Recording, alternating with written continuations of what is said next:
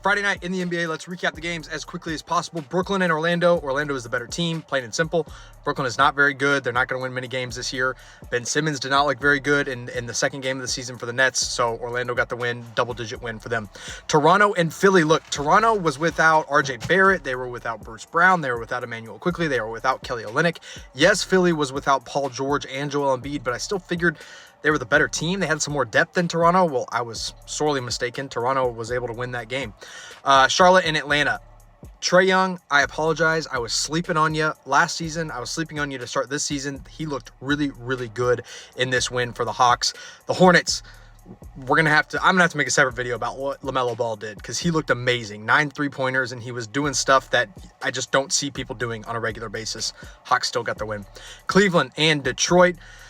I wish Cade Cunningham was on a good team, man. I wish he was on a good team because he would be an easy all-star pick. I still hope and still think he can make the all-star team this year, but Detroit is just not good, and Cleveland is still very, very good. 113-101 win for the Cavs there. Indiana and the Knicks. The Knicks put the spanking down on the Pacers. Tyrese Halliburton looks like he has the yips. Very, very strange start to his season so far, but Knicks looked really good. All credit to them.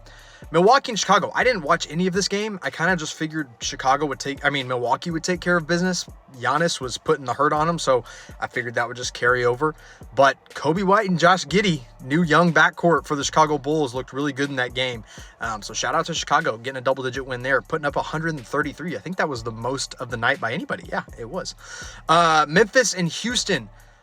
Memphis really misses Jaren Jackson Jr. I thought they would be okay. I mean, they still could be okay. It's only the second game of the year, but I thought they would be better than they are even while he's down and out, but they really, really miss him. I mean, a 20-point loss to the Rockets, who lost to the Hornets to open their season, like, that's a bad loss in a tough Western Conference, but Jaren Jackson's out, so I'm not really overreacting quite yet.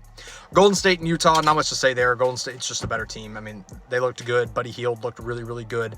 Steph Curry looked good. He didn't even have to play that much.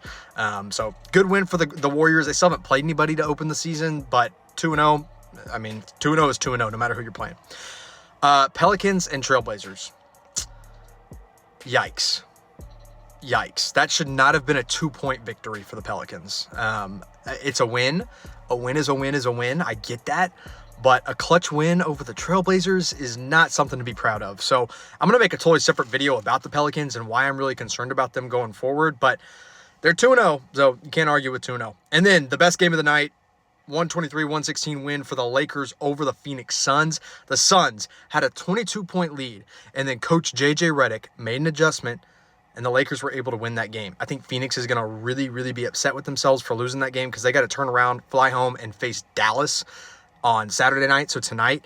And so going second night of a back-to-back, their big three of KD, Devin Booker, and Bradley Beal all played really big minutes in that game, and that's really tough for that trio to play big minutes on the first night of a back-to-back and then lose the game. So shout out to Coach J.J. Redick. They got it done.